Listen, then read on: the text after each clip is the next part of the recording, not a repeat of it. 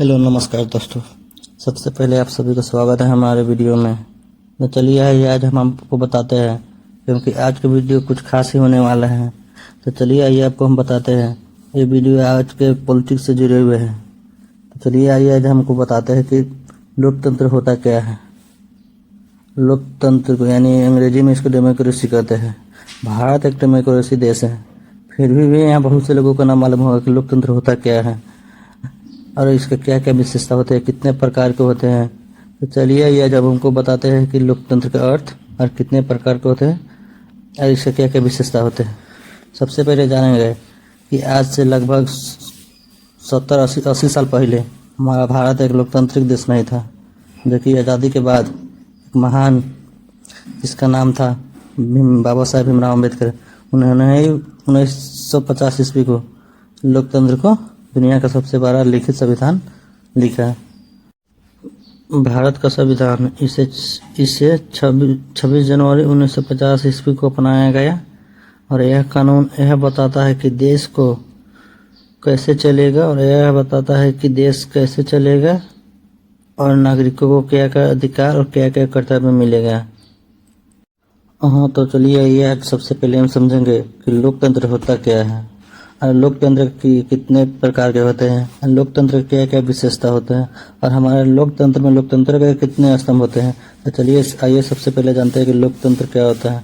लोकतंत्र एक ऐसे शासन प्रणाली है जिसमें देश का सभी अधिकारी और सरकार का चुनाव सीधे जनता द्वारा होता है, न कि किसी को अपने मनमर्जी से चुनाव होता है। इसे आम बोलचाल में जनता के लिए और जनता के द्वारा शासन किया जाता है। इसी को हम लोकतंत्र कहते हैं।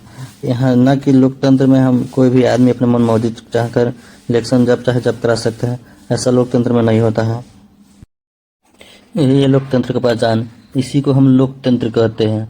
तो अब आइए हम जानते हैं कि लोकतंत्र की क्या क्या विशेषता होता है। तो सबसे पहले इसमें जनता सीधे तौर पर सरकार के फैसला और कानूनों में भाग लेती है, न कि कोई दूसरा भाग लेती है, इसमें जनता भाग लेती है। और दूसरा, इसमें जनता अपने वोट के माध्यम से प्रतिनिधियों को चुनती है, जैसे मान लीजिए विधायक, संसद हो गया। और तीसरा, इसमें सभी नागरिकों को वोट देने का अधिकार है समान रूप से, चाहे वो कितना ही बड़ा आदमी क्यों ना हो, सिर्फ एक ही वोट दे सकता है।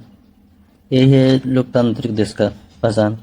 और चौथा, इसमें सभी नागरिकों को बोलने, घूमने और संगठन बनाने और संगठन करने और अपने धर्म को प्रचार करने और अधिकार प्रचार करने, ये सभी हमारे लोकतांत्रिक देश का पहचान है। इसी को हम लोकतांत्रिक देश कहते हैं। तो चलिए आइए आज हम फिर से समझाते हैं कि लोकतंत्र में लोकतंत्र के स्तंभ कितने हैं और कितने उसका स्तंभ का क्या क्या कार्य होता है। तो आइए हम समझाते हैं कि लोकतंत्र में हमारे लोकतंत्र के कितने स्तंभ होते हैं। हमारे लोकतंत्र के 4 स्तंभ होते हैं। सबसे पहला स्तंभ होता है कि विधायिका, उसका काम होता है कानून के बनाना। और दूसरा स्तंभ होता है कार्यपालिका, उससे काम होता है जब विधायिका कानून बनाता है उसी के कानून को चलाना अच्छी तरह से। तीसरा कानून होता है न्यायपालिका। हमारे देश में न्यायपालिका का काम होता है कि कोई भी व्यक्ति के न्याय दिलाना, यही। और चौथा काम होता है हमारे देश का, चौथा आती है स्तंभ है हमारे देश का मीडिया, जो कि तीनों का सामने है और सबको लोगों जनता के बीच दिखाना क्या हो रहा है क्या नहीं। तो चलिए आइए हम आपको मिलते हैं नेक्स्ट वीडियो में। अगर आप भी पॉलिटिक्स, हिस्ट्री, ज्योग्राफी, टेक्नोलॉजिकल जानकारी, लोकल ब्लॉग, ट्रेवल ब्लॉग, अगर आप भी ये सब देखना चाहते हैं तो मेरे चैनल को लाइक कीजिए, कमेंट कीजिए, सब्सक्राइब कीजिए, शेयर कीजिए। तब तक के लिए बाय बाय। आइए मिलते हैं नेक्स्ट वीडियो में। जय हिंद, जय भारत।